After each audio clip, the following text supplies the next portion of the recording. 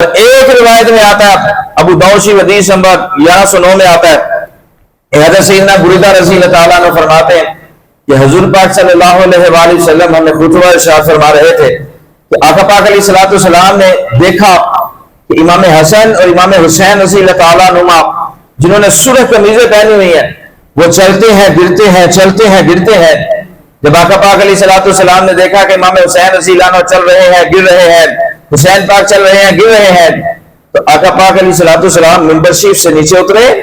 اور ان دونوں شہزادوں کو اٹھا کر اپنے سامنے بٹھا لیا اور پھر فرمایا رب کائنات نے سچ فرمایا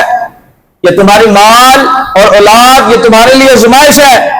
میں نے ان بچوں کو دیکھا کبھی حسن پاک چلتے ہیں گرتے ہیں، کبھی حسین پاک چلتے ہیں گرتے ہیں، تو میں صبر نہ کر سکا اور میں نے ان دونوں شہزادوں کو اٹھا لیا اور اپنے سامنے بٹھا لیا۔ اب غور فرمائے کہ جن کو حسنین کریمین کا گرنا گوارا نہیں، جن کو امام حسین رضی اللہ عنہ کا رونا گوارا نہیں، میدان کربلا میں جب امام حسین رضی اللہ عنہ کا شہید کیا گیا ہوگا اس وقت دل مصطفیٰ علیہ الصلوۃ والسلام پر کیا گزری ہو، اس وقت کا لمحہ یاد رکھیں کہ اس وقت آقا علیہ الصلوۃ والسلام کے دل مبارک پر کیا گزرے ہوگا،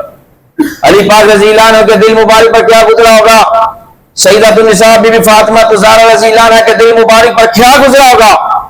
لیکن آج بھی اگر کوئی یزید کی حمایت کرے تو پھر بتائیں آج دل مصطفیٰ علیہ الصلوۃ والسلام کو کتنی تکلیف ہوتی ہو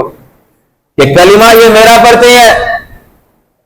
سارے انعامات اللہ نے میری وجہ سے عطا فرمائے ہیں، قدم قدم پر نیکی اللہ میری وجہ سے عطا فرما رہا ہے، اور آج جس نے میرے نماز